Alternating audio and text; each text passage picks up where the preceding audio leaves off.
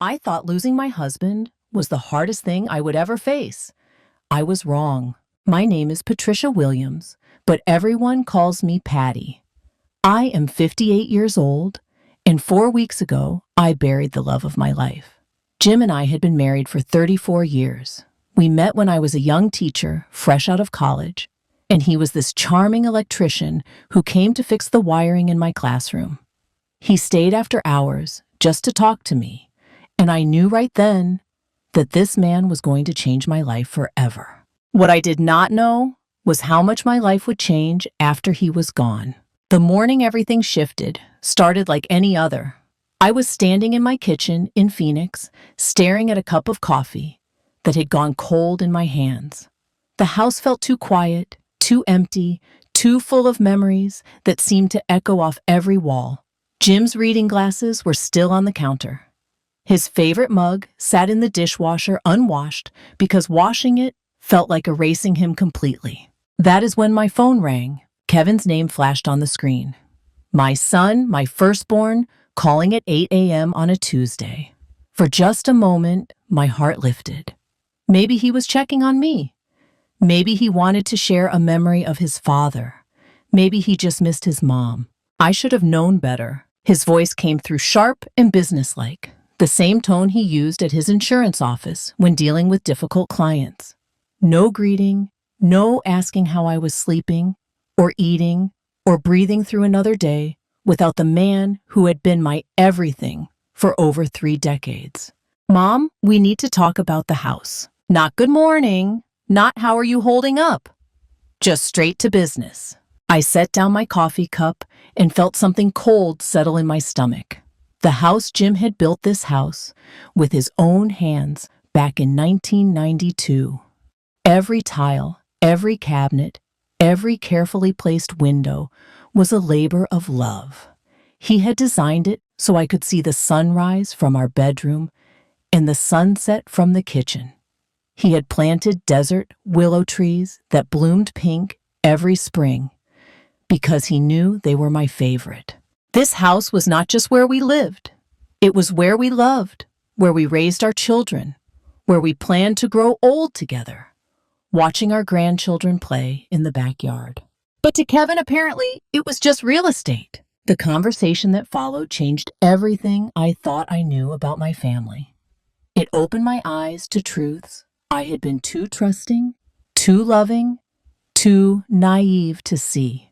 And it set me on a path I never could have imagined when I woke up that morning, just a grieving widow trying to figure out how to live without her soulmate.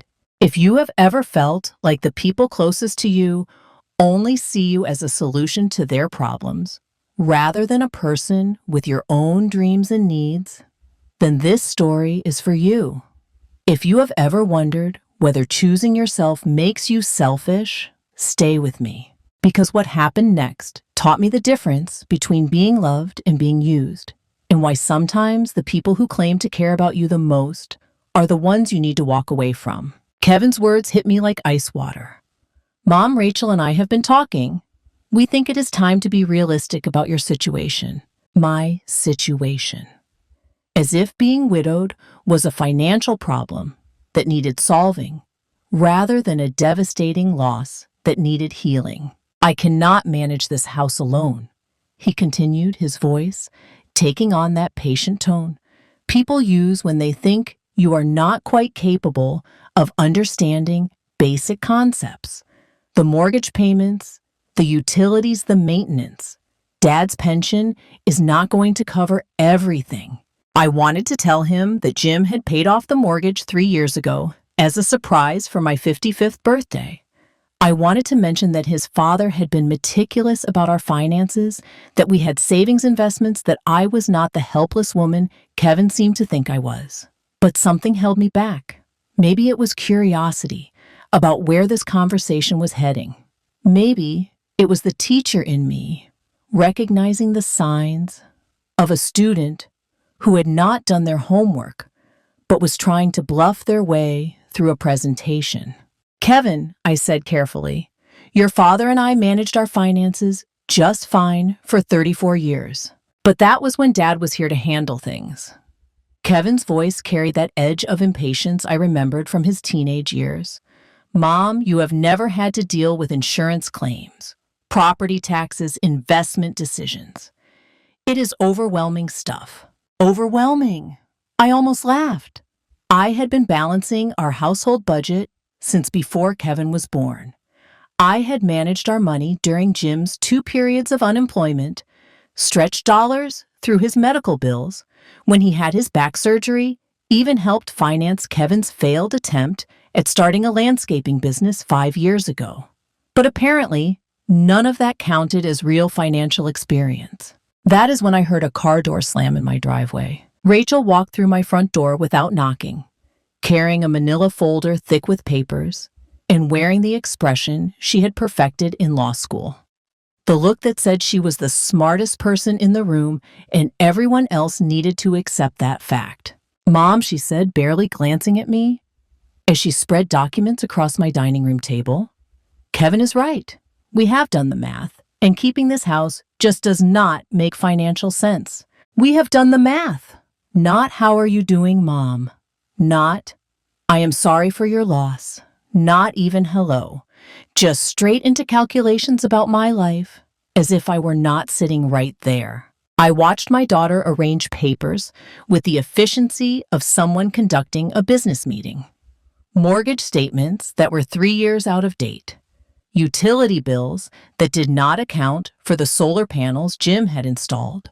Property tax estimates that were wildly inflated. Where did you get these numbers? I asked. Rachel looked up slightly annoyed at being questioned. I pulled them from public records in Dad's old files. The point is, Mom, you're looking at about $3,200 a month just to keep this place running. That is more than Dad's pension. Actually, that is not accurate, I said quietly. Mom, Kevin interrupted. This is not about being accurate. It is about being practical. We found you a perfect solution. Their perfect solution, it turned out, was for me to sell the house and move into a senior living community called Desert Springs. Rachel had already toured the facility and picked out what she called a lovely 1-bedroom unit with a kitchenette. It is really quite nice, Mom, she said, sliding a glossy brochure across the table. They have activities, meal plans, transportation to medical appointments. You will not have to worry about anything. I stared at the brochure. Smiling elderly people, playing cards, doing water aerobics, sitting in a circle for what looked like group therapy. Everyone looked so managed, so contained, so grateful to have their lives simplified down to scheduled activities and communal meals. And the best part, Kevin added, leaning forward with the enthusiasm of someone who had just solved a complicated puzzle, is that the proceeds from the house sale will more than cover your living expenses there. You might even have some left over for emergencies.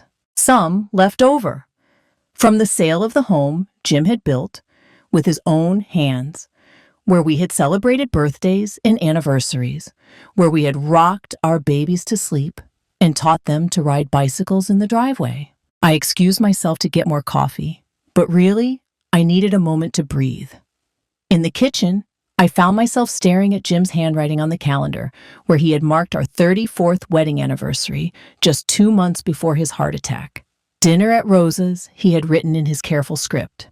Dancing afterward, if Patty's hip allows it. We never made it to that dinner. I opened the drawer where Jim kept his important papers, looking for the real mortgage documents to prove Kevin wrong. That is when I found the envelope with my name written in Jim's handwriting. The envelope I had somehow missed during all the funeral preparations and legal paperwork.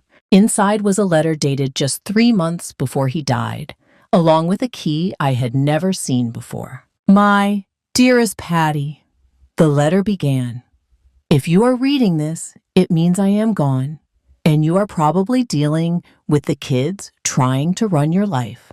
I know them better than they know themselves, and I can predict exactly what they are doing right now. My hands started shaking as I read on. They think they are protecting you, but they are really protecting themselves from having to worry about you.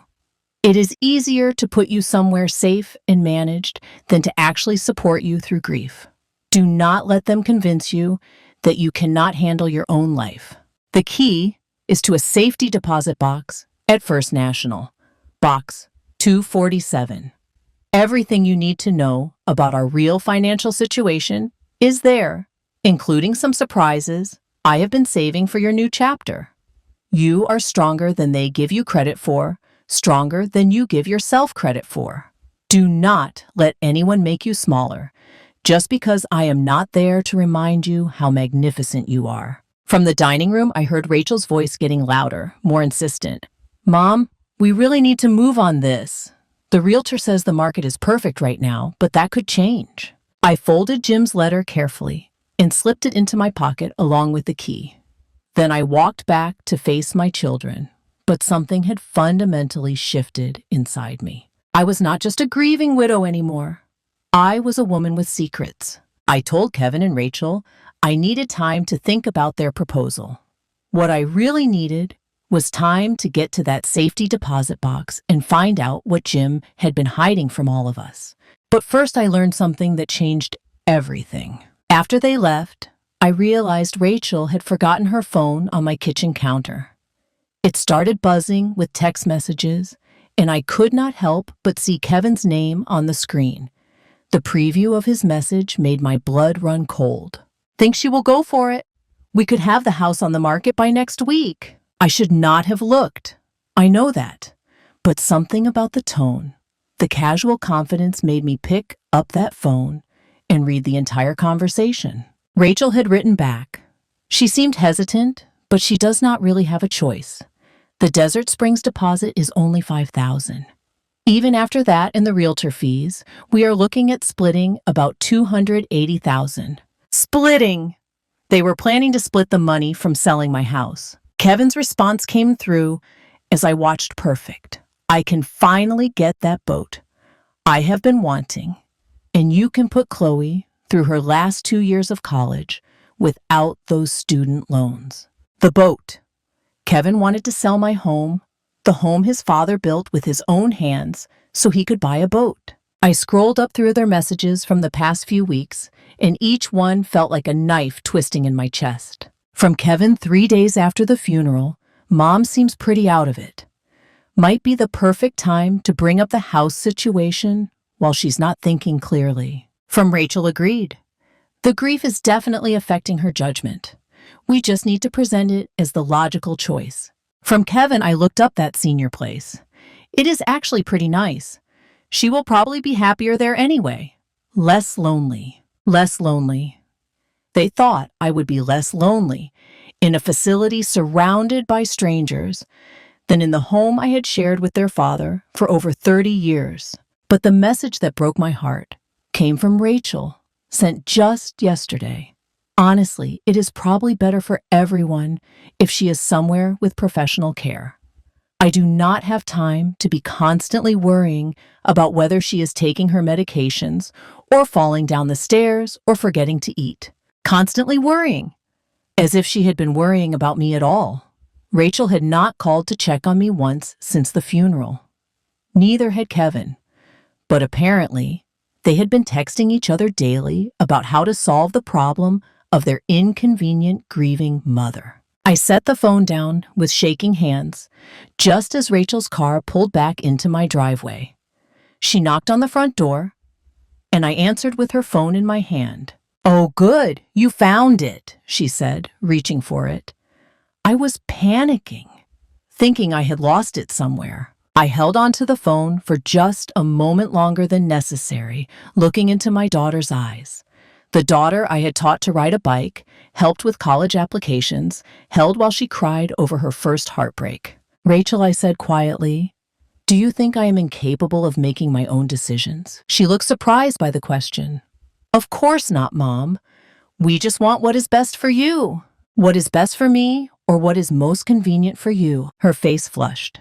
I do not know what you mean by that, but I could see in her eyes that she knew exactly what I meant. The next morning, I drove to First National Bank with Jim's key burning a hole in my purse.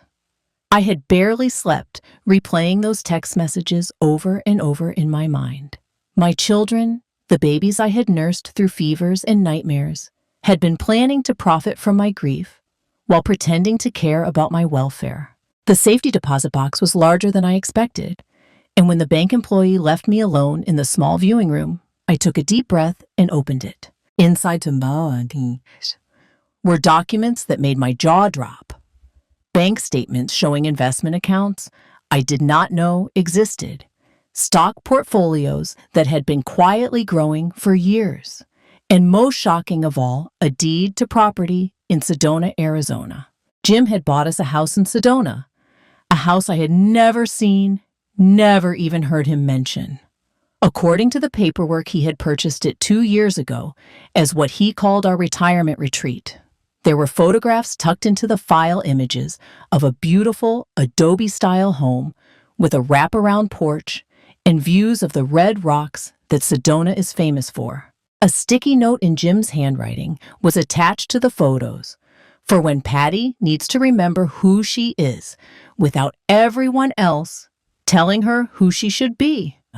Even from beyond the grave, my husband was still taking care of me. I was sitting in my car in the bank parking lot, staring at these revelations, when my phone rang. Kevin again.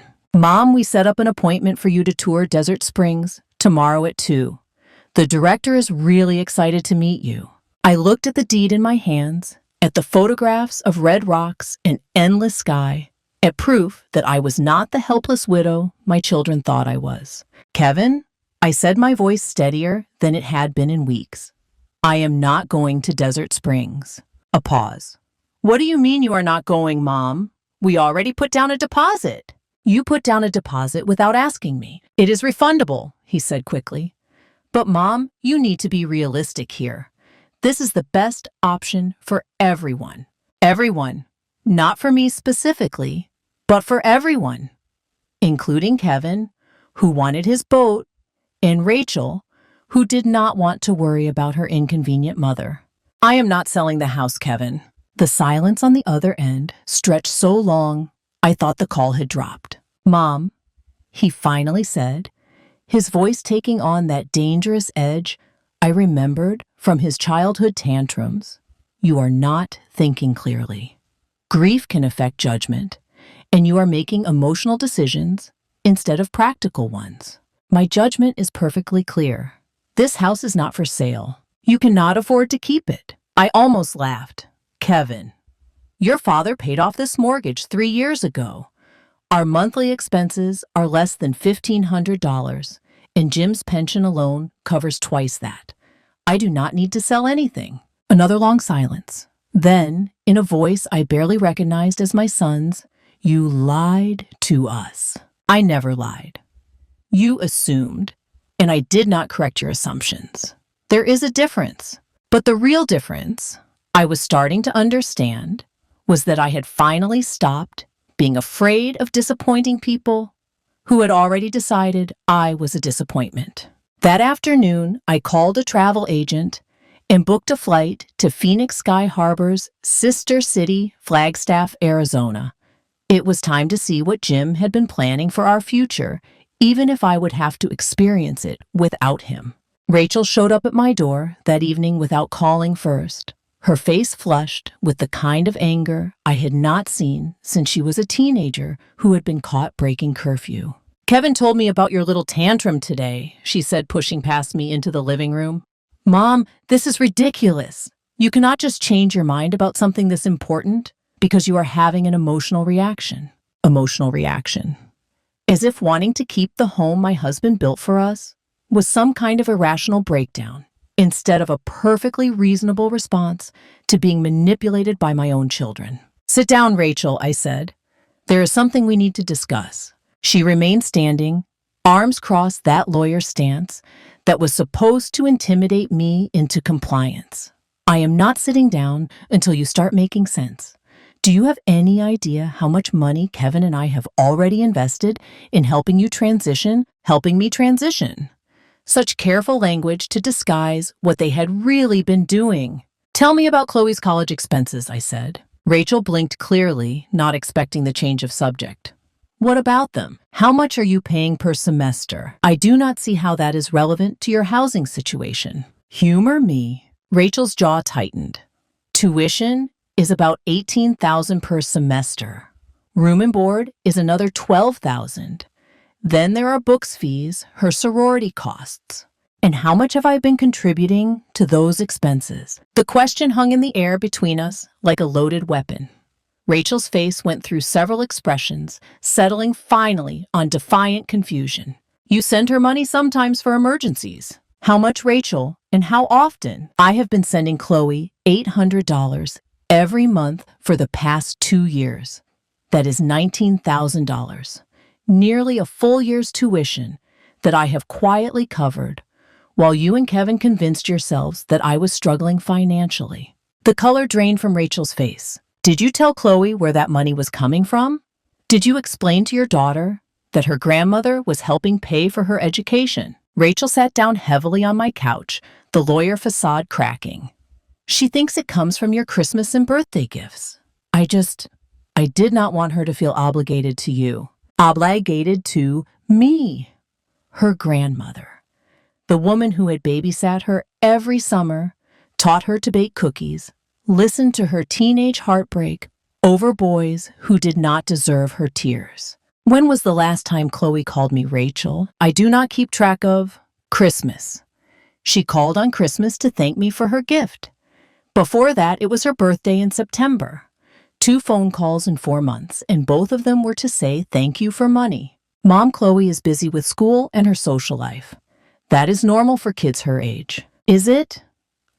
Or is it normal for kids who have been taught that their grandmother is just a source of emergency funding, rather than a person who might enjoy hearing about their lives? Rachel's hands were shaking now, and for a moment, I saw the little girl who used to climb into my lap when thunderstorms scared her. I never meant for it to happen this way, she whispered. But it did happen this way. And now I understand why neither of you bothered to ask about my emotional state, my plans, my dreams for the future. You reduced me to a checkbook with a housing problem. And when I became inconvenient, you decided to manage me like a liability. I walked to the window, looking out at the desert willow trees. Jim had planted their bare branches, waiting for spring's return. I am not selling this house, Rachel, and I am not moving to Desert Springs. What I am doing is taking control of my own life for the first time in decades. The next morning, I sat across from Margaret Chen, the estate attorney Jim had chosen, but never told me about. Her office smelled of leather and fresh coffee, and she had the kind of calm, steady presence that made me understand why Jim had trusted her with his secrets. Mrs. Williams, she said, spreading documents across her polished desk. Your husband was very specific about when I should reveal certain information to you. He said to wait until someone tried to convince you that you were financially vulnerable. I almost smiled despite everything. Even in death, Jim knew his children better than they knew themselves. Margaret opened a thick folder labeled Patricia Williams Confidential. Your husband established what is called a revocable living trust 3 years ago.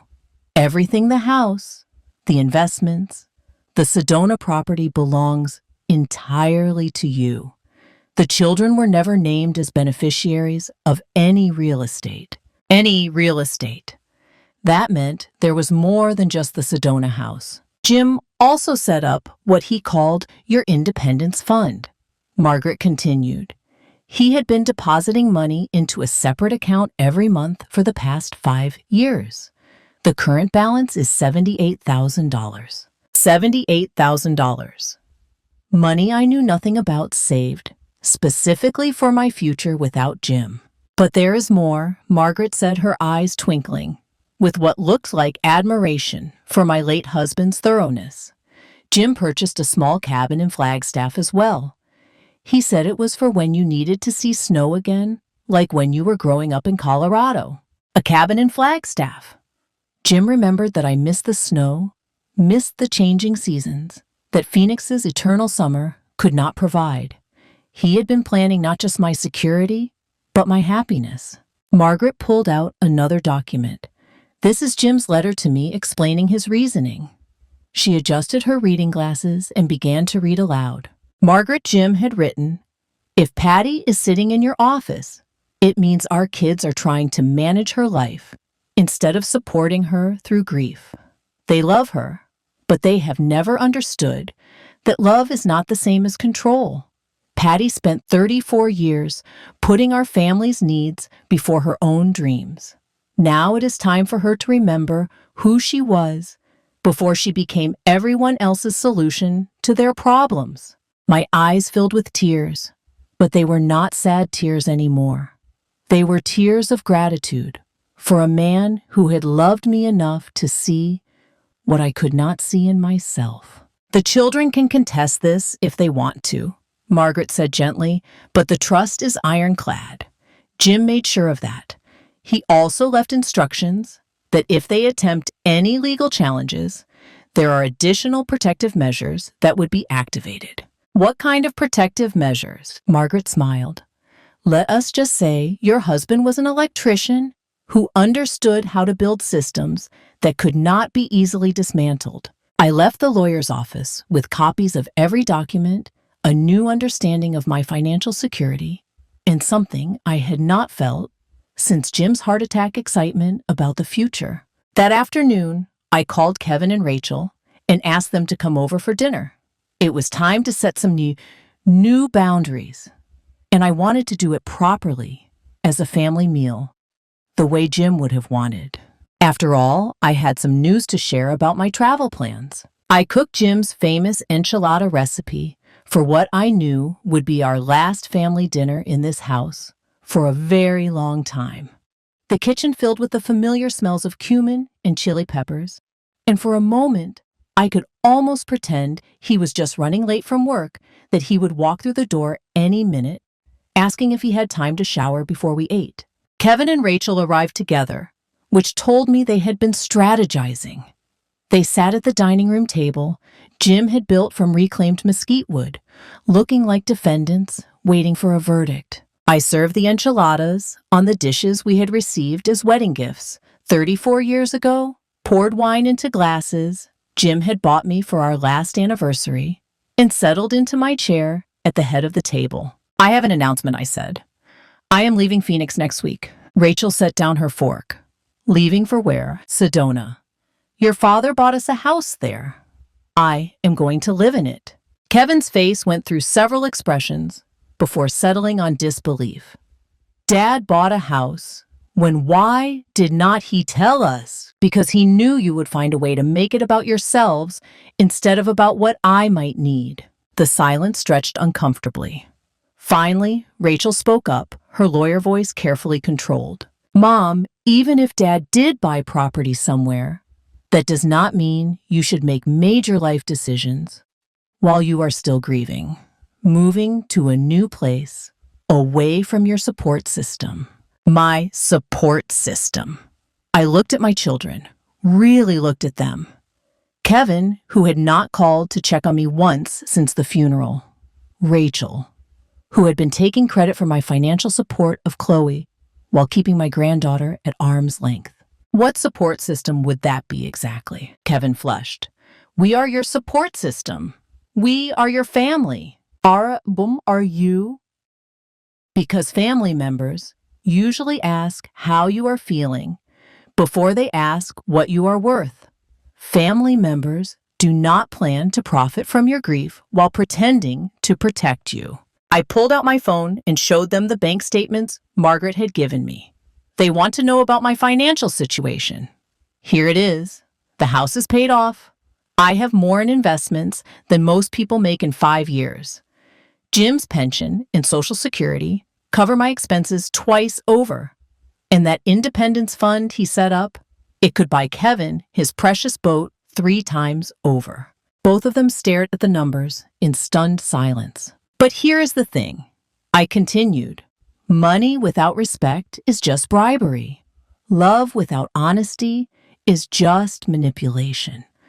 And family without genuine care is just people who share your DNA but do not share your best interests. Mom, Kevin started, but I held up my hand. I am not finished. I know about the text messages, Rachel. I know about the boat, Kevin. I know you put a deposit down on Desert Springs without asking me. I know you've been managing my relationship with Chloe to keep her from getting too attached to her inconvenient grandmother. Rachel's wine glass trembled in her hands. So here is what is going to happen. I am moving to Sedona next week. I will give you my new address when I am ready for you to have it, if I'm ever ready. Whether we have a relationship going forward depends entirely on whether you can learn to see me as a person instead of a problem. Kevin stood up abruptly. You are punishing us for caring about you. No, I said, my voice steady and sure. I am finally caring about myself the way you should have been caring about me all along. They left without finishing dinner, and I sat alone at Jim's table, feeling something I had not experienced in years. Peace. The drive from Phoenix to Sedona takes about 2 hours on a good day, but I stretched it into 4. I stopped at every scenic overlook, took pictures of saguaro cacti and desert wildflowers, and called no one to tell them where I was or when I would arrive. For the first time in 34 years of marriage and 28 years of motherhood, I was completely accountable to no one but myself. The feeling was intoxicating. As I climbed into the higher elevations, the desert gave way to red rock formations that took my breath away. Towering spires of sandstone caught the afternoon light and glowed like they were lit from within. This was the landscape Jim had chosen for our new beginning, and I understood why he had kept it secret. Some dreams are too precious to risk other people's opinions about them. The GPS led me down a winding dirt road to a adobe-style house that looked like it had grown naturally from the red earth around it. A wraparound porch faced west toward Cathedral Rock, and desert marigolds bloomed wild in the unfenced yard. It was smaller than our Phoenix house, but felt infinitely more spacious, like it had room for possibilities I had not even imagined yet. I was standing in this driveway holding the keys and trying not to cry when a voice called out from the neighboring property. You must be Patricia. I am Susan Mitchell, but everyone calls me Sue. She was about my age, with silver hair pulled back in a practical ponytail and eyes that crinkled with genuine warmth. She wore gardening gloves and carried a basket of what looked like fresh vegetables. Jim told me so much about you, she continued, walking over with the easy confidence of someone who had never met a stranger. He was so excited about surprising you with this place. I have been keeping an eye on things since we heard about his passing. I am so sorry for your loss. The kindness in her voice nearly undid me.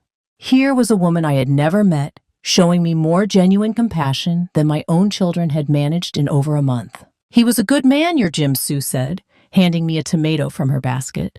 Helped me fix my irrigation system last time that he was here. Would not take a penny for it. Just said, neighbors look out for each other. Last time he was here. Jim had been coming to Sedona, had been building relationships, preparing a life for us that I knew nothing about.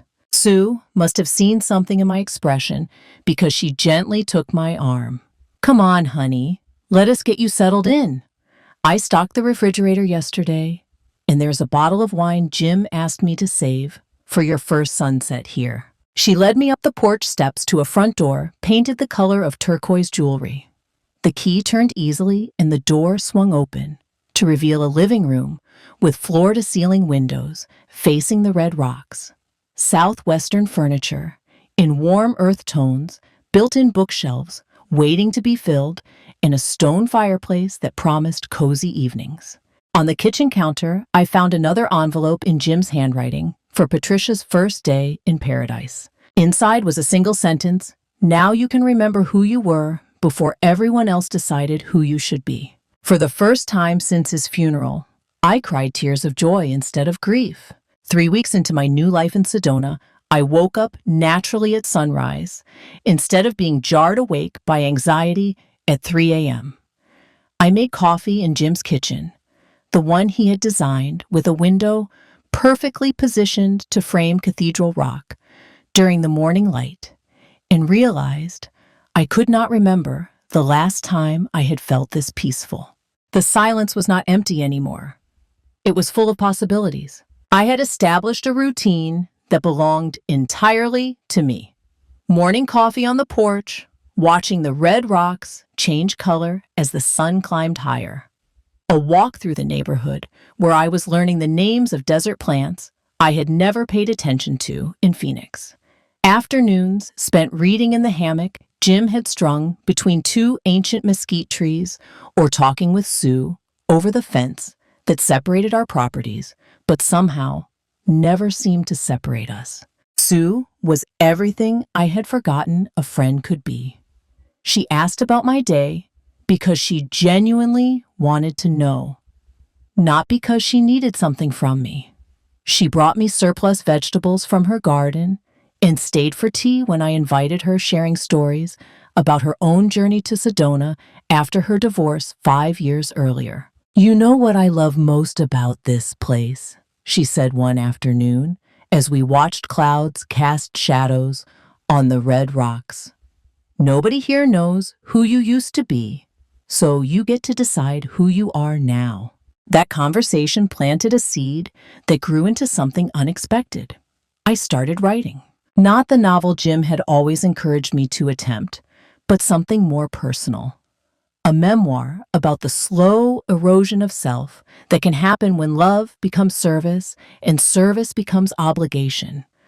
I wrote about the graduate degree I had abandoned when Kevin was born, the teaching job I had left when Rachel needed more attention, the art classes I had always meant to take but never quite found time for. I wrote about the woman I had been at 24, full of dreams and opinions and plans that had nothing to do with anyone else's needs. And I wrote about the woman I was becoming at 58, rediscovering that dreams do not have expiration dates. The words poured out of me like water from a broken dam. Stories I had never told anyone, not even Jim. Feelings I had buried so deep I had forgotten they existed. Anger at the ways I had diminished myself to make others comfortable. Grief for the opportunities I had sacrificed without anyone even asking me to. But also joy. Deep, surprising joy at discovering I could still surprise myself. I joined a writers group that met at the local coffee shop every Thursday morning. 7 other people, mostly retirees, sharing work that ranged from terrible poetry to brilliant short stories. They listened to excerpts from my memoir with the kind of attention I had forgotten was possible, asking questions that made me think deeper, offering encouragement that had nothing to do with obligation or blood relation.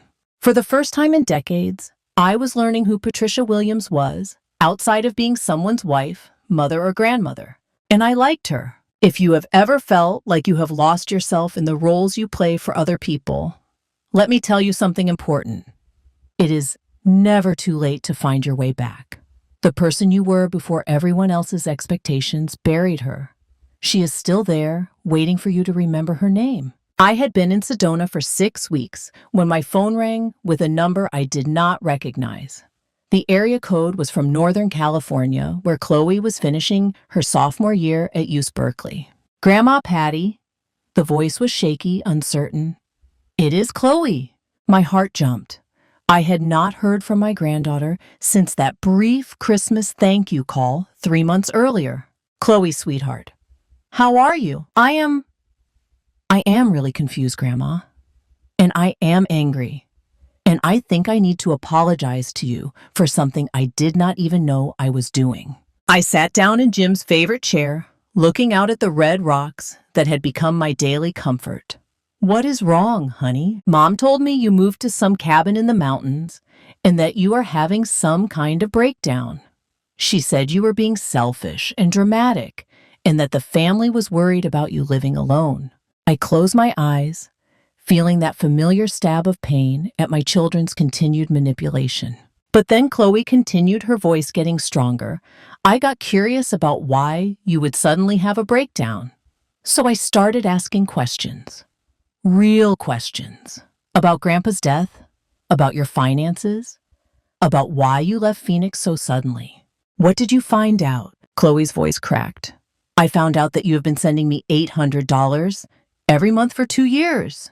$800, Grandma? That is more than $19,000. The pain in her voice made my chest tight. And I found out that Mom never told me it was from you. She let me think it was just part of their contribution to my education. She let me think they were making this huge sacrifice to keep me in school, when really it was you. And you never even asked for a thank you. Chloe was crying now, the kind of deep sobs that come from discovering something fundamental about your world is not what you thought it was. Grandma, I am so ashamed. I am 20 years old, and I just realized I do not know anything real about you. I know you bake amazing cookies and remember my birthday and show up to family things with homemade desserts, but I do not know what makes you happy or what you dream about or what you were like before you became our grandmother. Sweetheart, you have nothing to be ashamed of. You were told one version of the truth by people you trusted. But I should have called you after Grandpa died. I should have asked how you were doing. Instead, I believed Mom when she said you needed space to grieve and that too much contact might make you more dependent and sad. Dependent. There was that word again, the one my children used to justify keeping me at arm's length while taking my money. Chloe, I said gently, your mother convinced herself she was protecting you from having to worry about me. But what she really did was protect herself from having to share your attention or risk you discovering that her version of our family story was not complete. I want to know the real story, Grandma. I want to know about your life in Sedona and why you left and what you are doing there. And I want to know if maybe I could come visit you during spring break instead of going to Cabo with my sorority sisters. The hope in her voice nearly broke my heart. Chloe, I would love nothing more than to have you visit me in Sedona.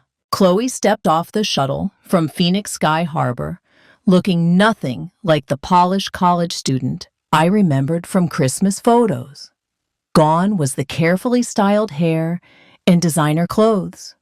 This version of my granddaughter wore hiking boots, faded jeans, and a simple UC Berkeley sweatshirt. Her dark hair pulled back in a messy ponytail. But what struck me most was her smile.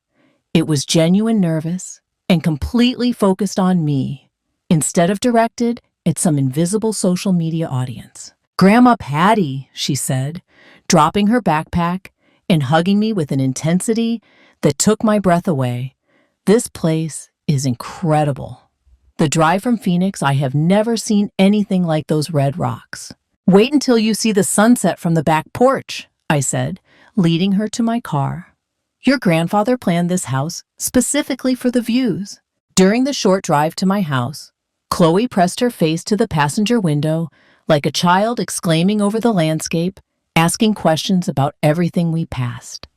Her enthusiasm reminded me of myself at her age, before I learned to moderate my excitement, to avoid seeming too eager or too much. This is it, I said, as we pulled into the driveway. Your grandfather's surprise. Chloe stood in the yard for a long moment, taking in the adobe walls, the wraparound porch, the way the house seemed to emerge naturally from the red earth around it. Then she turned to me with tears in her eyes. He knew, did not. He knew you would need this place. I think he did. That first evening, we sat on the back porch, sharing takeout from a local Mexican restaurant, watching the sun set behind Cathedral Rock. The silence between us was not awkward. It was comfortable, the kind of quiet that happens when two people are genuinely enjoying each other's company without feeling the need to fill every moment with conversation. Tell me about your life here, Chloe said as the sky turned from gold to deep purple. I want to know everything. So I told her about Sue and the writers group, about the memoir I was working on, about morning coffee with a view of red rocks and afternoon naps in a hammock, about rediscovering parts of myself I had forgotten existed. You are writing a book. Chloe's eyes widened. Grandma, that is amazing. I had no idea you wanted to write. I did not know either until I had the quiet to listen to my own thoughts. Chloe was quiet for a moment, then said, "Mom called me yesterday. She tried to convince me not to come here. She said you were having some kind of breakdown, and that seeing me might make it worse." "What did you tell her?" "I told her that maybe it was time for someone in our family to worry about what would make you better instead of what would make things easier for everyone else." The wisdom in those words, coming from my 20-year-old granddaughter, nearly undid me. Chloe leaned forward in her chair. "Grandma, I need to ask you something, and I need you to be completely honest with me. Are my parents good people?" The question hung in the desert air like a challenge, and I realized this was the moment that would define our relationship going forward. I could protect her from painful truths, or I could trust her with the complexity of loving people who sometimes act in unloving ways. "Your parents love you," I said carefully, "but they have forgotten how to love without controlling how to care, without managing. They are not bad people, Chloe. They are just people who have never learned the difference between helping and fixing." 3 months after I moved to Sedona, Kevin called me for the first time since our confrontation at the dinner table. His voice sounded different, smaller, somehow stripped of the entitled confidence I had grown used to hearing. "Mom," he said, and I could hear him struggling with how to begin. "How are you?" The question surprised me. Not what I expected or demanded, just a simple inquiry about my well-being. "I am doing very well, Kevin. How are you?" A long pause. Then, in a voice that reminded me of the little boy who used to confess his mistakes with tears in his eyes, "I am struggling, Mom. Lisa and I are having some financial problems." I waited, saying nothing. For 34 years of marriage and 28 years of motherhood, I had been the one to rush in with solutions checkbook ready before anyone even finished explaining their problems. But I had learned something important in Sedona. Sometimes the most loving thing you can do is let people experience the full weight of their choices. The restaurant investment I made last year, it did not work out. We are behind on our mortgage, and Lisa has been working extra shifts at the hospital, but it is not enough. "I am sorry to hear that, Kevin." Another pause, longer this time. I could almost hear him calculating how to ask for what he really wanted without directly asking for it. "Mom, I know things got complicated between us before you moved, but we are family, and family helps each other, right?" Family does help each other, Kevin. Family also treats each other with respect and honesty. Family asks how you are feeling before they ask what you are worth. The silence stretched uncomfortably. "I made some mistakes," he said finally, "in how I handled things after Dad died. I was worried about you, but I went about it the wrong way." "What specifically are you apologizing for?" Another long pause. I could hear him breathing, could picture him running his hand through his thinning hair, the way he had done since childhood when backed into a corner. "I'm apologizing for not asking what you wanted before deciding what was best for you. For assuming you could not handle your own finances.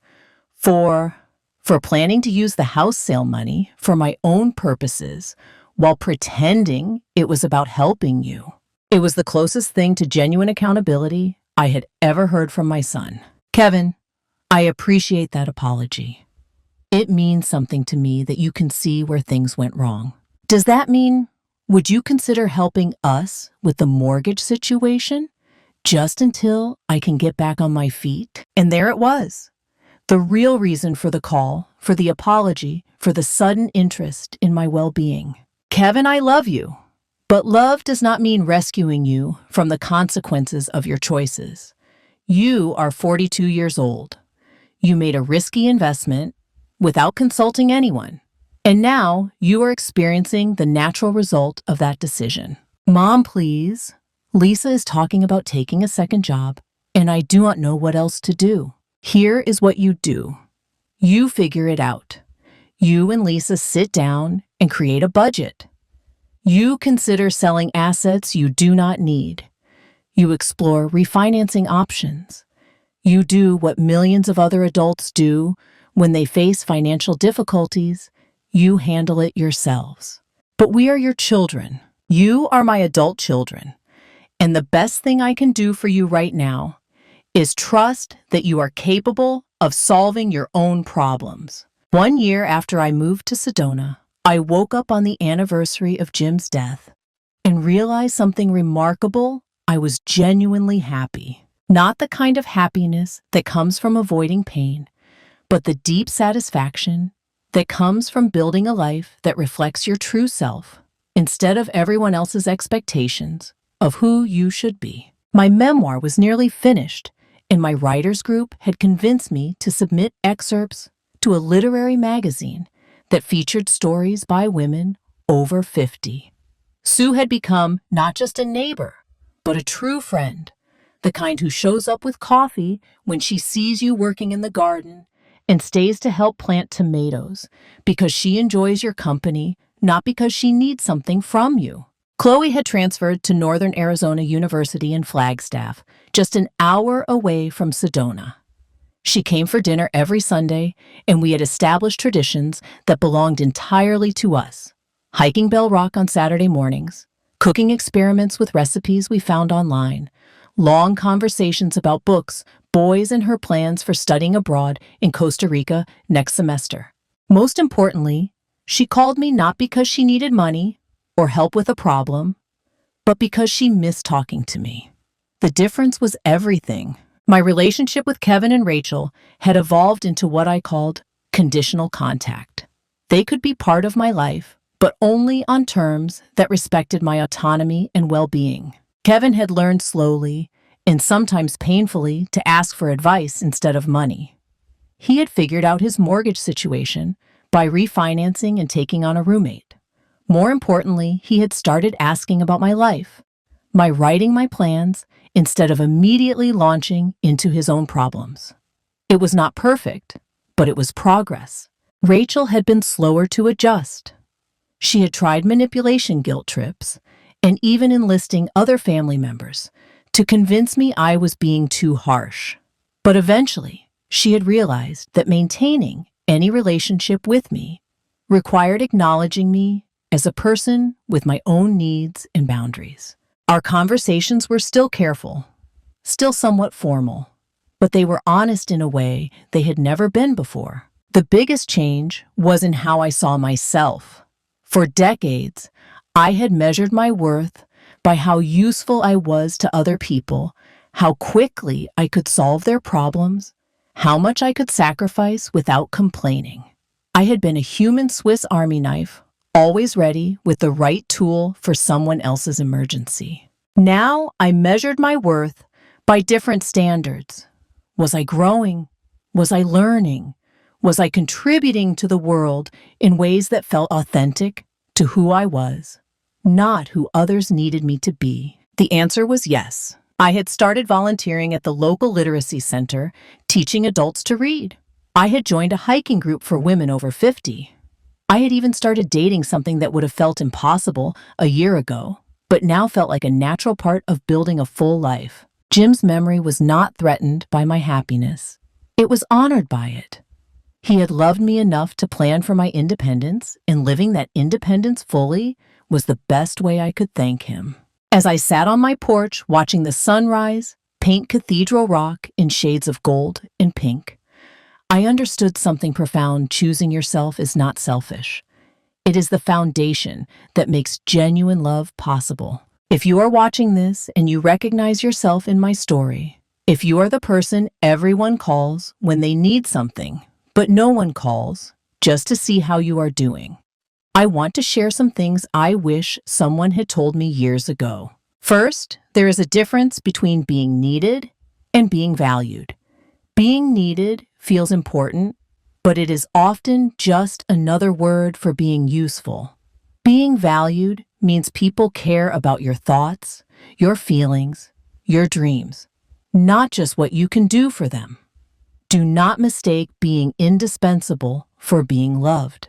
Second, you are not responsible for managing other people's emotions about your choices. When I moved to Sedona, my children were angry, hurt, and confused. That was their work to do, not mine to fix.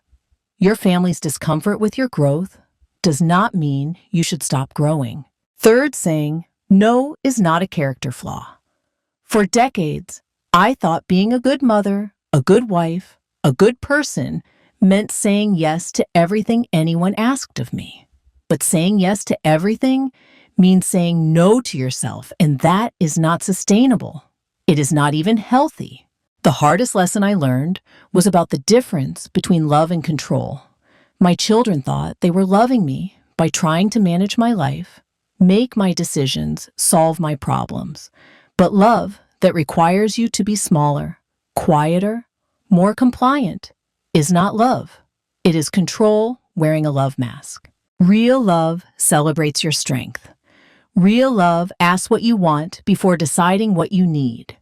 Real love trusts you to handle your own life, even when you make choices others would not make. I also learned that grief does not have to be quiet and convenient. When Jim died, everyone expected me to grieve in a way that did not inconvenience them, did not require them to change their plans or expectations. But grief is wild and unpredictable, and healing sometimes looks like making choices that other people do not understand. Moving to Sedona was not running away from my problems. It was running toward my solutions. Here is what I want you to understand. If you are in a similar situation, you do not have to wait for permission to change your life. You do not have to wait for your children to approve of your choices. You do not have to wait for a tragedy to wake you up to the fact that your life belongs to you. At 58, I thought my story was mostly written. I thought the best I could hope for was maintaining what I had, managing my decline, being grateful for small pleasures. I was wrong. My best chapters were still ahead of me, but I had to be brave enough to write them myself.